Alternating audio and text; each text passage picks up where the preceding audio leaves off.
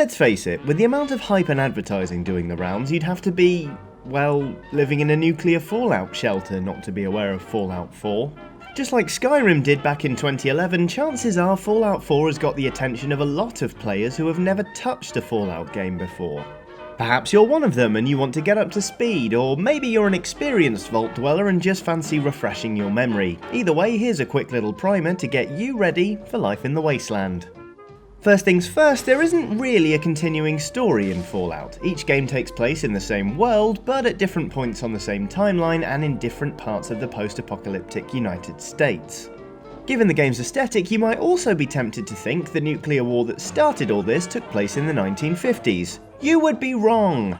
In the Fallout universe, the style and the technologies of the 1950s proved pretty popular. Fast forward 100 years in fact, and they're still going strong. Sure, there are robots like Mr. Handy now, but everything is still pretty 50s. The only problem is, Earth is fast running out of fossil fuels, pushing the world's superpowers to the brink of war. In anticipation of mass nuclear fallout, the US government gives the go-ahead for the VaultTec company to build a bunch of nuclear fallout shelters designed to protect the American people. Or are they? No is the answer, but we'll get back to that in a bit because here come the nukes. My God. On Saturday the 23rd of October 2077, the Great War broke out. Roughly 2 hours later, it was over, because every single nuclear-capable nation on Earth, mainly the US, USSR and China, had launched their warheads. Hold on! Those who made it into the vaults were safe, sort of, and the rest were either killed or mutated into ghouls. Ghouls are the things you see running around looking like people made of beef jerky. Damn, you're looking tasty. Anyway, give everyone 100 years or so to wait for the worst of the radiation to pass and then start rebuilding society, and we're ready to go. The first Fallout takes place on the West Coast, mainly California, in 2161. Fallout 2 is set in California and Nevada in 2241. Fallout 3 is set on the East Coast, mainly Maryland, Virginia and Washington DC in 2277. And Fallout New Vegas is set in 2281 in a reimagined Las Vegas, Nevada. So there's no real storyline or cast of characters for you to catch up on, which is a relief since these games are pretty huge. However, there are some political factions and companies you ought to know about instead. Enclave here. First up is the Enclave. This faction is descended directly from the United States government, which waited out the Great War in a massive Pacific oil rig, thereby escaping the nuclear fallout and the lasting effects of its radiation. As a result, they now consider themselves the last bastion of pure, untainted humanity, which, when you think about it, never really sounds good coming out of anyone's mouth, does it? Anyway, the Enclave still has a president, and apparently a congress too, but its goal is to eradicate the ghouls and super mutants so America can become pure again. Oh, and they hate communism. Next up is the New California Republic, or the NCR, who we'll cover briefly for context, but mainly skip over because they're on the West Coast and Fallout 4 takes place on the East Coast. Now, New California is basically the term given to the whole West Coast of America. It's governed, in the most part, by the New California Republic, which has a two-headed bear on its flag and one day dreams of expanding eastward and taking over more of the country. This is unsurprising, as New California is really dangerous and generally a bit pants. The NCR shares bits of New California, and occasionally goes to war with the Brotherhood of Steel. Now, the Brotherhood of Steel is a semi-religious faction descended from the pre-war United States military and scientific community. As you might expect given their heritage, they love hoarding pre-war technology, which is why they can so often be seen sporting the fetching suits of power armour. In terms of their structure and behaviour, they act a bit like the knights of old, if King Arthur had also taken a vested interest in wiping out mutants and being the most technologically advanced society.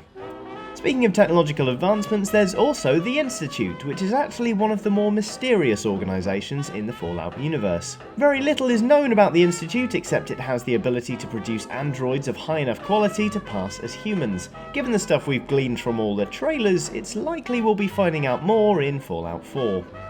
And then we come to the mutated stuff in the world. Now, this doesn't really count as a faction per se, but trust me, at points during Fallout 4 you're going to feel very much like they're teaming up to make your life a living hell anyway.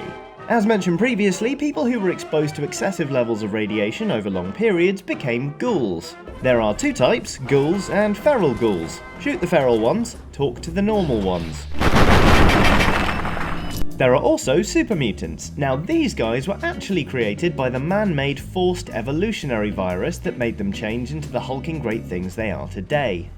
Interestingly, this virus was created before the Great War by VaultTec, the company that also invented power armor. Either way, most super mutants are going to try and kill you. The rest of the stuff in the wasteland is probably going to try and do the same, so you should probably shoot that too, unless it's a Deathclaw, in which case, run. Now those are the factions that make up Fallout's political background, but there are also a few companies you should be aware of before stepping out of Vault 111.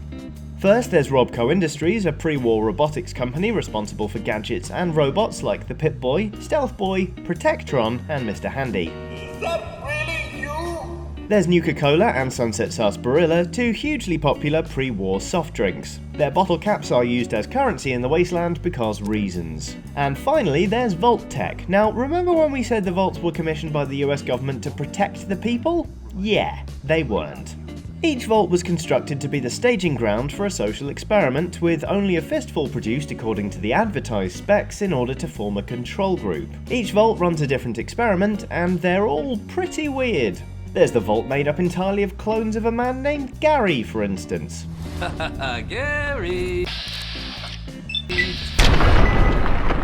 Or the vault constructed with a deliberately faulty door so everyone got exposed to massive amounts of radiation and mutated into ghouls. The vaults of Fallout are kind of like a grim murder mystery meets a running in-joke. Chances are you'll be able to visit a couple during your time in Fallout 4.